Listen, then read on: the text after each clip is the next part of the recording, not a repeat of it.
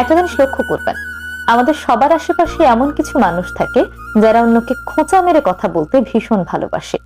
বিশেষ করে মেয়েদের বন্ধু মহলে এমন মানুষের সংখ্যা একটু বেশি।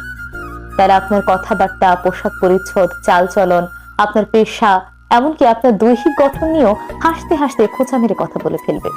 কিন্তু এমন ভাবে কথা বলবে যেন তারা কোনো কিছু মিন করেনি, কিন্তু হাসির ছলে বলেছে, মজার ছলে বলেছে। আপনি যখনই রিয়েক্ট করবেন তখন তারা এমন ভাবে বলবে যেন অপরাধী আপনি। আপনি ছোট্ট একটি বিষয়কে, সাধারণ একটি বিষয়কে বড় করে দেখছেন। এমন ভাবে তারা বিষয়টি ঘুরিয়ে নেবে যেন এখানে বড় অপরাধী আপনি, আপনি ছোট মানসিকতার অধিকারী। আসলে তারা কিন্তু ইচ্ছে করেই আপনাকে কষ্ট দেওয়ার জন্য এইভাবে খোঁচা মেরে কথা বলেছে।